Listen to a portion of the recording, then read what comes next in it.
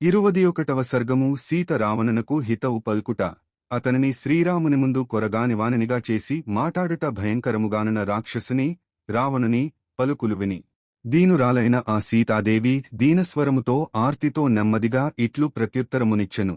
సుందరాంగి అయిన సీతాదేవి దుఃఖార్తయే ఏడ్చుచుండెను. వణకుచు జాలిగొల్పు స్థితిలో ఆసాధ్వితృణమునే బ్రహ్మాస్త్రముగా చేసి కాకాసురునిపై ప్రయోగించిన తన పతినే ధ్యానించుచూ గడ్డిపరకను అడ్డుగానుంచుకుని ఆస్మేరముఖి ఇట్లు పల్కెను, నీ మనస్సును నామీది నుండి తొలగించి నీకాంతలపైకి మరల్చుము. పాపకర్ముడు సుసిద్ధిని ఆశించుటయుక్తము కానట్లు నీవు నన్ను ఆశించుట తగదు. నేను ఉత్తమమైన జనకుని వంశమును పుట్టినదానను, పవిత్రమైన రఘువంశమున మెట్టినదానను. ఏకపత్నీవ్రతుడైన శ్రీరామచంద్రుని భార్యను, పతివ్రతను. నీచమైన ఇట్టి అకృత్యము నావలన కానే కాదు అనుచు ఉత్తమ సాధ్విగా వాసికెక్కిన వైదేహి రావణునియడ నిర్లక్ష్యముతో అతనిని లెక్క చేయక ఇట్లు వచింపసాగెను. నేను పతివ్రతను, శ్రీరామచంద్రుని భార్యను, నీకు భార్యను కాజాలను. చక్కని ధర్మదృష్టిని కలిగియుండుము. సత్పురుషుల నియమజీవన విధానమును చక్కగా పాటింపుము.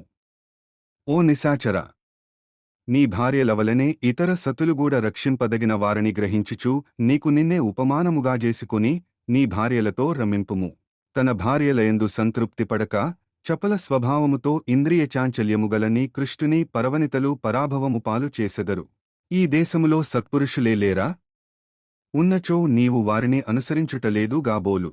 నీ బుద్ధి పెడదారిపట్టుట వలననే నీవు సదాచారమునకు దూరమైతివి. నీవు వ్యర్థముగా ప్రణయప్రలాపములను కావించుచున్నావు. సత్పురుషులు సదుపదేశములను ఇచ్చినను రాక్షసులకు పోగాలముదాపురించియున్నందున వక్రమార్గము పట్టిన నీకు ఆ హితవచనములు చెవికెక్కుటలేదు. అవినీతిపరుడును జితేంద్రియుడు కానివాడును అయిన రాజుపాలనలోని నగరములు, రాష్ట్రములు ఎంతగా సస్యసమృద్ధములైనను అవి పూర్తిగా నశించియే తీరును. అట్లే సకలైశ్వర్య సంపన్నమైన ఈ లంకకు నీవు రాజగుట వలన నీ ఒక్కని అపరాధ కారణముగా అది త్వరలోనే తప్పక నశించి తీరును. ఓ రావణ, దూరదృష్టిలేని పాపకర్ముడు తాను చేసిన అపరాధముల ఫలితముగా చావు దెబ్బలకు లోనగును. అప్పుడు అతనిని జూచి ఎల్లరునూ సంతోషింతురు. పాపివైన నీవును నశించినప్పుడు నీవలన ఇడుముల పాలైనవారు, హింసలకు లోనైన దేవగంధర్వాదులు, మంచియే జరిగినది, ఈ దుష్టునకు ఇట్టి దురవస్థ పట్టవలసినదే అని ఎనుకొనుచూ మిక్కిలి సంబరపడుదురు.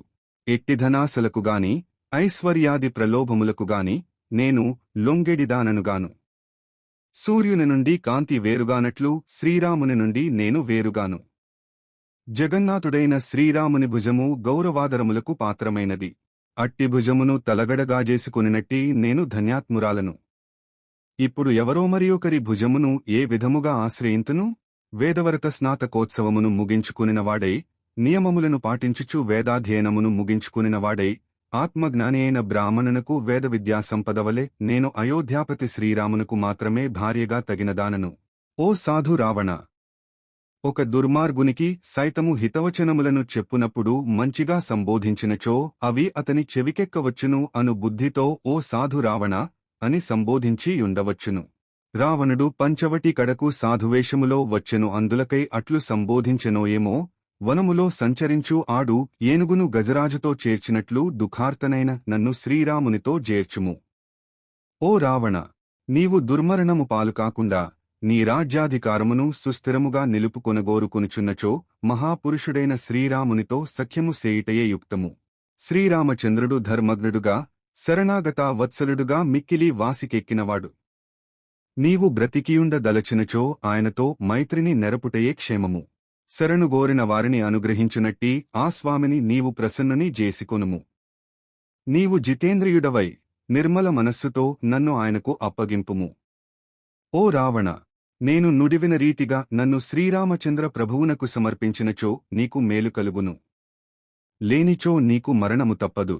ఇంద్రుడు ప్రయోగించిన వజ్రాయుధమైనను నిన్ను ఏమియూ చేయజాలక వదిలిపెట్టవచ్చును. యముడు సైతము నిన్ను చాలా కాలము వరకు విడిచిపెట్టవచ్చును. కాని జగత్ప్రభువైన శ్రీరాముడు ఆగ్రహించినచో నీవంటి వానిని చంపుట తథ్యము. ఇంద్రుడు ప్రయోగించిన వజ్రాయుధము యొక్క భయంకర ధ్వనివలే భూమ్యాకాశములను దద్దరిల్లజేయు శ్రీరాముని ధనుష్టంకారమును నీవు త్వరలోనే వినగలవు. మంచి కణుపులుగలవియు, బుసలుకొట్టుచున్న మహాసర్పములవలే నిప్పులుగ్రక్కుచున్నవియు, రామలక్ష్మణ నామాంకితములైన దివ్యములైన బాణములు శీఘ్రముగా ఈ లంకానగరముపై పడగలవు. రామలక్ష్మణుల రెక్కల బాణముల పరంపరలు ఈ నగరము నందంతటను పడుచు రాక్షసులను తునుమాడగలవు. రవ్వంతయు చోటు లేకుండా అవి లంకను కప్పివేయగలవు. మహాపరాక్రమశాలి అయిన శ్రీరాముడనెడి గరుత్మంతుడు రాక్షసులనెడి సర్పములను వైనతేయుడు నాగులనువలె వేగముగా నిర్మూలింపగలడు. శ్రీ మహావిష్ణువు త్రివిక్రముడై మూడడుగుల చేత అసురుల నుండి మహైశ్వర్యములను హరించివేసినట్లు శత్రుసంహారకుడైన నా భర్త నన్ను నీ నుండి శీఘ్రముగా తీసుకునిపోగలడు. ఓ రావణ! ఖరదూషణాది రాక్షస బలములు 14,000 మంది శ్రీరాముని చేతిలో దండకారణ్యమున మట్టిగరచినవి. వారందరును హతులగుటచే జనస్థానమున నీ అధికారమును కోల్పోయితివి. అనగా నీ సేనాశిబిరములలో ఒకటి కూలిపోయినది. అంతేగాక రణరంగమున రాముని ఎదిరించి యుద్ధము చేయుటకు చేతగాక నీవు ఈ దొంగపని చేసితివి. ఓ నీచుడా! సింహపరాక్రములైన రామలక్ష్మణులు బయటికి వెళ్ళుట చూచి వారు లేనప్పుడు ఆశ్రమములో ప్రవేశించి నన్ను అపహరించుకుని వచ్చితివి.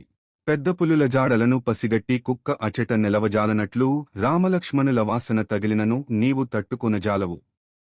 ఇక వారి ఎదుట ఎట్లు నిలువగలవు? దేవేంద్రుని 2 బాహువులను వృత్రాసురుని ఒంటి చేయి ఎదుర్కొనలేనట్లు రామలక్ష్మణులతో నీకు యుద్ధమే సంభవించినచో నీవు వారిని జయించుట కల్లా సూర్యభగవానుడు తన కిరణములచే చిన్న మడుగులోని జలములను శుష్కింపజేసినట్లు నా భర్త అయిన శ్రీరాముడు సలక్ష్మణుడై తన బాణములతో నీ ప్రాణములను తీయగలడు.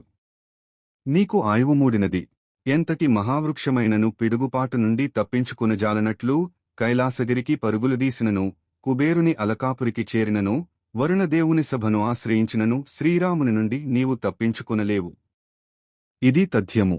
వాల్మీకి మహర్షి విరచితమే ఆదికావ్యమైన శ్రీమద్రామాయణమునందలి సుందరకాండమునందు ఇది 21వ సర్గము.